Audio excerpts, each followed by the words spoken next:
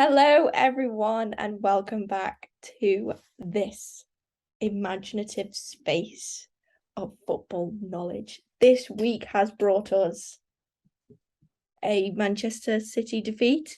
Jill Scott is entering the jungle, and it's now pitch black at about 5:30. So all in all, what a fantastic week it's been, eh? I didn't even mention the Conti Cup win, and it wasn't even a penalty win. That wasn't this week. That was last week. Oh, okay. But we will Well, talk about it. what's tonight? Thursday? Yeah, you're right. It was last week. It was last week. Anyways, yes. First of all, we will start off. Well, no. First of all, let's start off. Andy, how are you doing today? I'm fine. I'm all right. It's the way minor things sometimes ruin your day, like really minor things that you come in from work and you just want everything to be in order. Made myself a cup of tea there. You then said you're ready to come on. Fine. Put the cup of tea, put the milk in. I'd left the fridge door open, like slightly open, so the milk was all curdled, and I've had to throw my cup of tea out. So now I just want to get this over with. Oh, Is that all right? Nice start. That's a nice. But you know what, Andy? How are you? The only way is up. The only way. I haven't seen you at a game for about 3 weeks. Oh, the part-time supporters club. Oh, don't say that. I feel awful. I feel really awful. I love going to games as well, and just life has gotten in the way, as it so frequently does with things. But I am putting a stop to it. Putting us up to life for the Reds. I think that's generally a good choice. This is the first time we've seen each other, spoken to each other for about 3 weeks, isn't it? It must be, yeah. Usually we have a little weekend gang, but no, it's been no weekend gang for a few weeks. But it will return, as it always does. It will return. Yeah. Shall we kick off the old podcast? There we go. The old podcast, casting our minds back now to middle of last week. The Leicester win in the Conti Cup. How fantastic. Nice little 4-0 win. Couple of different faces on, only one really different face on the score sheet, Rhiannon Roberts. But your standard Missy Bow gets in there with a goal. Rhiannon Roberts, Fernie and Katie Svengel. Whoop whoop.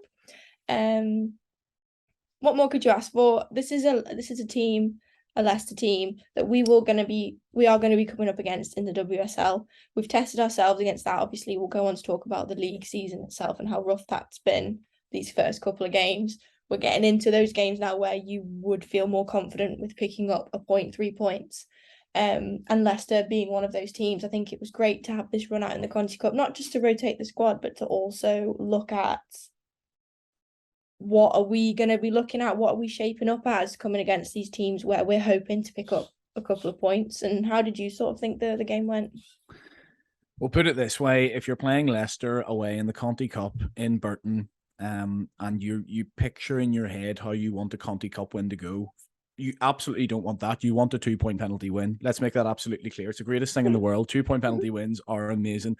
Okay, I miss them from last season. He just to stop being good and he just to get straight back to that.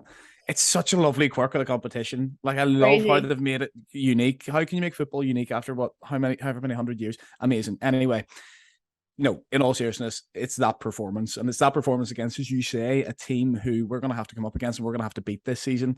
There's only 12 teams in the WSL. The difference between getting 3 points here, 3 points there, you can end up staying up or end up being in a false position over a team that's actually better than you because there's so few games comparative to other leagues. And it's really important to get those wins. Now, that win wasn't in the league. That win has no bearing on how the league will go, but it is a 4-0 comprehensive win away to the team that, if everything else goes drastically wrong, we will be competing with to avoid that bottom slot this season. Now, Liverpool made a load of changes. We don't really know if Leicester did. I think they did. I know the Northern Irish girl playing left back played very well, actually, but I know she hasn't been playing a lot this season. And I'm sure, like everything else, it's not that you're throwing out the kids or you have to give these big players a rest. It's more of a case of these players are here, they're training every day, they're knocking on the door to get in. They have to get their opportunities at some point. So I'm not sure how strong they were, but certainly we were second string and must have been about 10 or 11 changes from the weekend. Or certainly 10 or 11 changes to the following weekend, as we'll come on to talk about. And just a comprehensive display, 6 or 7 corners, early doors, pile the pressure on. Kearns gets a goal. You know, another one from a Kearns corner. I think it's Roberts gets the second. Fairness, I don't know if people have seen the goal. It's one of the most amazing goals on the left foot. I'm not just saying that because it's Fernie, but on the left foot, curls it round 3-0 at half time. And you're sort of thinking, nice, we can actually have a nice little relaxing second half. And he then gets to make the changes he wants to make. So if he wants Katie Stengel to get half an hour on her legs, he can let Katie Stengel get half an hour on her legs. If 60 minutes is ideal for Hines, he can do that, etc., etc. It's, you know, forget the win, forget the fact that we can go on a Conti Cup run. Those players are perfectly conditioned, or should be perfectly conditioned now, for the next couple of weeks. And the next couple of weeks are crucial, as I'm sure we'll come on to talk about. Yeah, exactly. And I think more than anything, I think we're all on the same page in that it would be great and nice to have a nice cup run, but it's very much eyes on the league to make sure that we're sort of staying where we are in terms I take full disclosure, I'd take a cup double in relegation all day long. Actually, Imagine the night out if we win a cup. oh, it would be great. Like, but you know, in like the grand scheme of things, I would much prefer to stay within. Sorry, my camera's moving around. Within like the WSL, but on that point, what I was like alluding to is like it's a confidence booster. We've had a really tough few weeks against the top teams in the WSL, so to go out and play quite freely, actually, you've got nothing to lose in the Conti Cup. Like you were just playing freely and allowing that rotation, allowing that confidence. It's quite crucial. And leading on to the City game at the weekend, I think the confidence from that win really helps the team, because although we came away with a defeat, I definitely feel like we were really quite equally matched at points throughout City that for the 90 minutes, and obviously a little bit of class from them and a bit of a iffy defending from us. Didn't hand us the 3 points, but I definitely think the Leicester sort of hauling of 4-0 really helped the team and gave them a bit of momentum going into that City game. Definitely, and that's what we saw last season in the Conti Cup. You know, we get to the quarterfinals of that competition. We beat a couple of WSL teams in the way. You know, penalty win over Villa, beat, you know, the trademark now cup victory over Blackburn every season, and a game we're playing them in the cup this season. Again. You know, it's coming up soon. We've ticked that one off. We always get them at Prenton Park as well, don't we? Yeah. So yeah, looking forward to that one. But it looks like in the Conti Cup we're going to set up a last night tie against Manchester City at home. Sure, both teams will have 9 points by that point. And you know, won't that be a fun one? Imagine that one goes to penalties. Who gets the 2 points to take us through? But you know, that's all in the future. City this weekend was, in every game Liverpool have played against that sort of top five. Now played 4 of the top 5, and in every single game we've matched them in certain aspects of the game. And I think Man City's XG in the end on Saturday and Sunday ends up like quite high, like sort of in the 3s. Yeah. But in general play, you know, you watch it and Liverpool look okay, and Liverpool look like don't look out of place. The only game we looked out of place in is against Everton, and they're by far the worst team we've played. And you know, there's Anfield. Maybe there's the first half at Spurs as well. Possibly, I didn't actually get seeing that game. Yeah. But the rest of them, certainly Chelsea, as we know, we get the result against them, and they play quite well first half, but we keep them at arm's length. Arsenal, I actually think in general play we play better than what we do against Chelsea. I think we're really impressive in that game now. There's scoreboard pressure on it from our point of view. Well, once Arsenal get to 2-0 up, are they sort of taking it a little bit easier or trying to hit us on the break? Possibly. Would we have got the same performance if it was 0-0 at half an hour in? Would Arsenal have let us have that much of the ball? Possibly not as well, but you have to play what's in front of you. And, you know, did Arsenal beat Lyon, possibly the best team in Europe, 5-1 a couple of days before? So it just shows they don't just relent just because of game one. I think they won 9-0 against Ajax as well. Against Man City, we were the same. Just a really good performance, and you know, Missy Kearns a couple of minutes before Stengel's goal nearly scores the exact same type of goal, where clearly they'd worked on a press and trigger. Clearly they'd watched Man City and thought, when the goalkeeper goes to the centre mid, that this is somewhere we can get some joy. And you know, Kearns gets in, fluffs a shot, Stengel gets in and makes no mistake. And you know, City probably did have the better of the chances, but again, we could have nicked it at the end. I haven't even seen it back, but was it off the line from a Roberts header? You know, from a Meg Campbell through, so we could have nicked that in the end. And how good would that have been? It was so close. There were so many bodies in the box. It was super close, but the luck didn't fall our way. And that would have been a lovely reward for the effort we've put in. But as I was saying to people on the coach home from that game, you know, at this point of the season, realistically, Say, you certainly would have expected to lose to the top 5 teams, and then Everton, you may have expected a draw, but we're at least 2 points up on what we should have by this point of the season, and at least 2 points up on what we'll need to have when we beat before we come up against Leicester. I think you only need sort of 2 or 3 wins from the rest of the season to guarantee finishing above Leicester. We've got one of them completely unexpectedly, and we have a really good opportunity over the next month or so before Christmas to get a couple more on the belt. Well, yeah, we'll go on to like what the next few fixtures are, and then a couple of Matt Beard's column this week was quite interesting, so I've pulled a couple of quotes from there that we can have a chat about. But just rounding off the City talk, one positive, one negative. What one would you like to hear from me first? 96.5. Sorry, go on. What positive would you like to hear? My positive or negative first? Negative. Okay, so my negative point is it announced today that Ceri Holland sustained a groin injury. Was it during the warm-up against City? She felt something. It was. She was in the squad, and then and now it's come to fruition that it is a groin injury, and it could be several weeks, which, as we've probably said about 6 times just in this podcast alone, is such a loss because of the games we are now coming up to, and she is such a pivotal part in the way that this Liverpool team play. You saw against Spurs, was it in the first half, when Rhiannon Roberts and Ceri Holland were not in the team? They come on and we play such an amazing half for the final 45 minutes. She's such an integral part, an absolute workhorse, and with Ceri, you don't actually 90% of the time notice what she's doing. But that 10% of the time, and actually when you sit back and rewatch things, and when she's not in the squad, you see how much she actually does. Absolute workhorse. Her and Missy Bowe in the middle got quite a nice partnership going on. So for her to be out for several weeks is a big blow to Liverpool, isn't it? Massive blow, yeah. She's been amazing this season. Easily the player of the season, as far as I can see. She's always done this kind of dirty work, the defensive midfield work, the interceptions, the getting the tackles in, the covering the ground. She's always done that, and she always will do that. But I think, this season she's massively improved on the ball as well. Against Arsenal, she was flicking it up, flicking over players' heads and running away with it. And it's just a players playing with that supreme confidence at the minute, and it's been a joy to watch. And I hope that injury doesn't affect her form, and that she can come back and she can pick up from where she left off. Now, one of the things I would say is, if you were looking at it in terms of blocks of games, in terms of this block of the last 5 or 6 games and the next 5 or 6 games, which one would you rather have Ceri Holland available for? Now, she starts every week for me, I think for you as well. But the way she is, I'd rather have her for those sort of big games. And I think she's a massive part of why we get the job done against Chelsea. I think she's amazing against Arsenal. Comes on, as you say, and changes the game at Spurs by all accounts.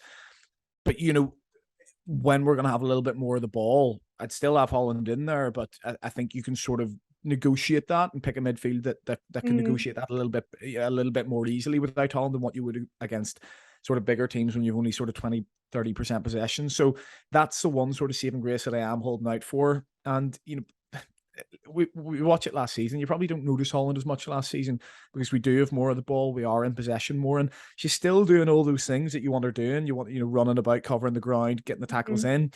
But because we're expecting to win the ball back so quickly, because we're favourites for every game, you don't notice it, or you certainly take it for granted. Yeah.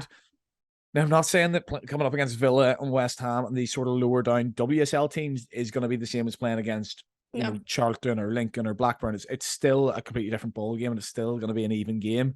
But hopefully, now he can come up with a solution to that. And there's a couple of players. Carla Humphrey does okay in Leicester. Yeah, well, who do you think is that player that needs to essentially step up to the plate and prove that they are a very viable, not replacement, but a very viable option while there's this gap that's opened up? Yeah, and I think there is a gap now, because I think you will look at it, and he will look to go for a little bit more of the 3 in midfield, because almost Ceri Holland covers the ground of 2 people in that midfield, so you're going to need to get 3 in there, and Furness and Kearns will definitely be 2 of them. The other one, people will say Humphrey. I have to be completely honest, I thought Humphrey was poor when she came on at the weekend. I thought she was really, really poor. She hasn't particularly impressed me in a lot of the games she's come on against. And somebody who has impressed me, actually, when I've seen her in the midfield, is Charlotte Wardlaw. Yeah. And I would favour personally. She gets that CDM role, like the middle role, doesn't she? Exactly. And even though she's number 8, which really annoys me, we'll not get into that. She can play there, and if you've got Furness and Kearns in front, well, if you play Furness and Kearns as a 2, one has to sit and one has to limit themselves, or even both of them sometimes in some games. and you feel like you're not really getting the best out of either of them. Wardlaw can sort of give them both that opportunity Yeah. to get forward. Not take the shackles off completely. You don't want to be leaving us what is she, 19-year-old in the base of a midfield in the WSL, Yeah. but you can at least allow them to get forward and pick their moments when they want to. So that's personally the midfield I would like to see. I don't know about yourself. Yeah, the conversation about Carla Humphreys a really tough one, because I remember when she signed for us, was it last season or the season before? I can't remember now. They've all rolled into one. When she signed, it felt like it was a big signing for us, and it felt like she was someone who was going to actually play a really big role in getting us back into the WSL. And it became very apparent very early on in the championship winning season that she was not going to be really a part of that. And I don't necessarily think she was a massive role in that, which I don't like to say because I think she is a good player. But the excuse at that point was, Carla's really been brought in to help us when we get back to the WSL. Yeah, I And don't like get that, by the way. we're here now, and we still are not seeing Carla Humphreys start a game or put a large foot on the game, if that makes sense. And Yeah. I think she's a very technically gifted player. She great in small spaces and everything like that. But the way our midfield works, it's like an engine. There's the energy, it's running, it's intercepting. And I don't feel that is something that Carla Humphrey brings to the table. She's a bit more attacking. She's a bit more forward driven. It's not necessarily the dirty work. It's maybe assisting more and helping the forward players as opposed to helping the defense, if that makes sense. So maybe we're classing her in the wrong area of the pitch. But yeah, I definitely feel like she maybe needs a run a few games to get into the swing and bond with the team on the pitch, because that's not really something she's done that much of since she signed, to be honest. Yeah, I don't really get the argument that she's bought for the WSL, especially the type of player that you're saying she is. If she likes to get forward and likes to get goals and assists, then surely she's more suited to the games that we're favourites against all the time. You know, she does okay in Leicester. You know, she's fine. She gets a couple of decent tackles in, actually. And let's say she played well. Let's be fair, she did play well. My issue is I don't really know what type of midfielder she is from what I've seen. You know, she played on the wing in a couple of games, and it's maybe good we've just not seen enough. Maybe that's the problem. And she may come in and she may prove me wrong, and I would be absolutely delighted for her to do so. You know, fully hold my hands up on that. But I just, you look at Wardlaw, and she's very much that defensive midfielder. Holland can sort of play anywhere, but gets around. Furness gets forward, strong, gets goals. Ariel Kearns has got that delivery. You know, I look at Humphrey, and I'm not really sure what her sort of 9 out of 10 trade is, and you know, she's possibly one of those who's sort of 6 out of 10 at absolutely everything, and that's fine. Those are useful squad players, but I'm not enamored at the idea of her starting football games for a month in place of Ceri Holland. I hope that's not too harsh. Well, you're entitled to your own opinion, Andy. We're very open on this podcast. We say what we feel. But yeah, obviously, only time will tell. We'll see how Matt Beard lines us up on Sunday against Villa. I think that'll be a big insight into what his plans are with the absence of Ceri Holland. But would you like to hear my positive now? Yes. My positive is the return of Shanice van der Sanden. She made her Liverpool debut on Sunday, coming on for like 15 minutes, 10, 15 minutes. And you know what? She has been out for a while. Was it an Achilles injury, I want to say? Could be completely wrong. I think it was Achilles, though. But she's back. Shanice is back. And although she didn't necessarily contribute much against City, she didn't get many runs. She didn't do anything. It was just nice to see her back on the pitch, wasn't it? Yeah, definitely. And by that point, Man City were trying to close out the game and it's have tough. everyone back, and Liverpool were kind of quite desperate and were lumping the ball forward. And you're not going to get the best out of Shanice van der Sanden doing that. It would have been interesting if she was able to play 60, 65, 70 minutes in that game and had that space in behind to break and run into. And because by all accounts, everyone seems to think she's the quickest player in the team, and that's something we're badly lacking at the minute with the loss of Leanne Kiernan. Stengel's not the quickest. Lawley's game isn't really that. It's more sort of skillful and tight control. Yeah. And Yana Daniels probably the quickest in the front three, but again, Not getting enough game time. If it's between Van der Sande and Yana Daniels, there's only one winner in a 100-meter race. So yeah, I'm really excited about that. This is somebody who Liverpool should not be signing, based off the fact that we're you just come up from the Championship. Liverpool should not be signing a player like Shanice Van der Sande, who's played in the last 3 Champions League finals, who's won Champions Leagues, who's won, I think it's 7 league titles. Thinking back to Emma Sanders' quiz Something mad like from that. before the season, so this is a top quality player, and a real sort of gift for us. In terms of getting back to where we want to be, which is challenging up sort of towards the top. Obviously, it's going to take a few years, but signing players like Van der Sande and the fact that they want to come back and play under Matt Beard and play in this team is massively encouraging. Huge, yeah. So, put it this way, Leicester aren't signing Shanice Van der Sande if we don't sign her, So it's that competitive advantage we have over our rivals. So yeah, really excited to see her. I think Lawley stepped up recently. I think she's been a lot better. And if you add Van der Sande into that side as well, those players, they're players who can get to the byline, can get a cross in, and Katie Stengel's going to feed off that. Inject a bit of pace back into our play, not just relying on Katie Stengel holding the ball up. And as is well documented in this podcast, I am not in. Stengel just holds the ball up and brings everyone else into play. But what she can do is, when she gets it into the area or can get closer to the goal, she can be effective. The goal record speaks for itself. So if she can get Van der Sande and Lawley feeding her, getting in those areas, Katie Stengel will score goals for Liverpool, and she does it at the weekend. So yeah, massively encouraging. It is, and I'm looking forward to seeing how she sort of takes on this new stint at Liverpool. What's she going to be like, and just seeing her more on the pitch would be nice. There's a lot of talk when she first signed how amazing this is, and we've obviously had to wait quite a long time for her to really put on that shirt and play for us on the pitch. So yeah, it's great to have her back, and coming into these next few games where, as we've said many a times, it could be a lot more open for us to get goals. For example, it's a nice period for her to sort of slot back in and get into it again. And then I guess flop back in. Slot. Oh, you said flop back in. No. No, I didn't say that. What was I saying? Oh yeah. Finally then Matt Beard's column came out, was it yesterday or maybe earlier today? And he was very much focused on these last few fixtures leading up to Christmas. 5 games to go until the Christmas break, which doesn't seem like that many, really. One of them, 2 of them, sorry, I think, being cup games. Blackburn and City are both cup. Two of them being cup games.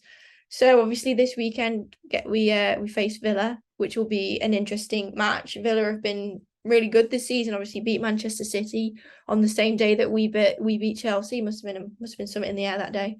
And then they've obviously got Rachel Daly, European Cup winner. Wow, not European Cup winner, Euros winner. What am I talking about? So going to be an interesting matchup this weekend. I'm very excited about that. Then we head to Brighton away, then Reading away, which was the rescheduled game from the start of the season. We then return home for Blackburn in the Cup. As Andy said, one of our favourite games on the calendar because it's fantastic. Then we've got West Ham at home, and then as you said, City away. So City at home, is it not? No. City at home, yeah. Sorry, right. Yeah. Like there. Oh, I thought it was me booking my place in the quarterfinal of the Conti Cup, and you were telling me it's at the Etihad. But yeah, no. Some nice fixtures to sort of get stuck into, and those players that are returning from injury, like Shanice, can have a bit more of a run out. And yeah, what are your hopes for those fixtures, and where do you hope Liverpool to be come the Christmas break? I mean, in all seriousness, despite what I said about winning the 2 cups and going down, the always panics me when that timer starts. We've got 10 minutes left. Don't talk. This is the last topic. Don't worry. You have to prioritize those 3 or 4 league games. I think it is. So just go through them again. You said Villa home, West Ham at home, Brighton away, Reading away. Yeah. At least 7 points. At least 7 points. I think from those. I think at this point, you have to try and work out where we are. Are we just a team that's going to scrape staying in the league this season and build next season, or are we actually going to make a little bit of a dent in this league this season and finish towards the top half? I think 6th is a little bit ambitious, the way Aston Villa are playing, the way Everton are playing. West Ham look decent. That's sort of come out of the blue out of nowhere, hasn't it? but certainly those games against Reading, Brighton, and who's the other team? No, not Leicester. Who are we playing again? Villa, Reading, Brighton, and West Ham. Yeah. So Reading, Brighton, you want 6 points from that. Villa and West Ham at home. You'd like to think you'll get something from at least one of those. Possibly, if Matt Beers listening to this, he'll probably say I'm setting the expectation too low. But I'm looking at Villa and I'm looking at how they're playing, the results they're getting. Beating Man City. I'm looking at the goals Rachel Daly scoring. Left back at the European Championship, staying up front for Villa and did both jobs sterlingly. You know what I mean? So, let's see what we can get. But I think if you pick up 7 points from that, Leicester haven't picked up any points yet, so you start to really open up a gap there. They'll have a nice run of form as well. They'll have a few home games against teams down the bottom, and they will pick up points. But you're looking at that, and you sort of think, if we can end up on 10 points at Christmas and Leicester only on 1 or 2, then you really go into Christmas sort of thinking we've got this within our grasp to stay in the league quite comfortably here. It's about getting a bit of momentum, and consistency is quite a big thing as well. Absolutely, yeah. And listen, if we can set up that last game against Man City, both on 9 points, winner takes all scenario. I mean, first of all, that's going to be a good night at Prenton Park. The atmosphere is going to be electric there under the lights. Nice cold night, knowing we have to beat one of our rivals to get into the next round. And we've got a Christmas break after that, don't we? So it's not a case of you're going to have to rest players for the weekend. I say we go hammer and tongs at that and get them to go one more time before the Christmas break. We've got Leicester before the break as well. Just to put that in. Have we? It's our last league. Is that away? It's at home, 11th of December. 11th of December, and City the midweek before that then? Yes. Right. So forget everything I've just said, basically? No, not necessarily. Yeah, you can't go hammer and tongs at that game then. Yeah, Leicester's the absolute priority. But again, if you're 9 points ahead of Leicester by that point, I know we're getting ahead of ourselves. If we're 9-10 points ahead of Leicester by that point, you might just say, you know what, I want something to... You don't want the season to peter out into mid-table, nothing to play for towards the end. So you might as well have a cup to go for as well. I mean, we're not going to win the FA Cup. We're not in the European Cup, so... Well, you never know. You never know. You never know.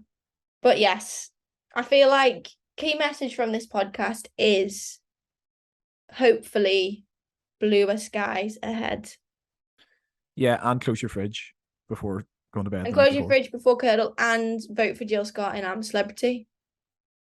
How unreal is that? I think she's going to be bloody brilliant. I haven't watched in maybe 6 years, I'm not going to lie. Oh, I think you should just... And Hancock's on it now, isn't he? So no, I can't. That's a bit weird. But you enjoy yourself. Yeah, I will. Like this podcast, if you think Jill Scott's going to win I'm a Celeb, thank you. But yeah, we've come to the end of my little agenda of little things. I didn't even say Lauren's not here this week because she's on holiday. There you go. Again, there's a shock. Lauren's on holiday. Yes, well, she's living it up. Fair play to her. If I could go on a holiday as much as her, I definitely would. Yeah. Enjoy it, because we won't get it ever again. But anyways, on that lovely little note, Andy loves that comment, don't you? I do love it. Yeah. Basically, Amy, I think it was Lauren talking about Flaherty when we signed her again. Flaherty, yeah, I can't say that name. That's all. Flaherty. So, she said, oh yeah, we've got Chelsea, Arsenal. She's been at West Ham. Nice little CV there, and you're just like, lovely little CV. And you've never left it down since, just like me with the custard cream. So every single time I see Andy, he says, lovely little CV. Bless him. What a time. Right. Anyways, let's round off this podcast. This was episode 180. Can you believe it? 180.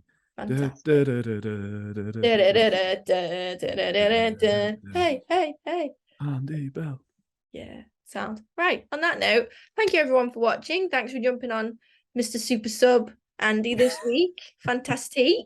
You might be in the starting 11 soon. You never know. If Lauren racks up enough air miles to go away for a year, which I'm sure she's not far off. She mustn't be. But yes, thank you everyone for watching. Make sure you subscribe to the channel and turn the notification bell on so you can know whenever we post a vid, because sometimes it's 1 week and sometimes it's another day and a different day, so you never know. And we will be back on Sunday with some post-match activities. How exciting. But yes, thanks again for watching. Have a lovely rest of your week, and we will hopefully see you on Sunday after a Liverpool win. Come on. Bye.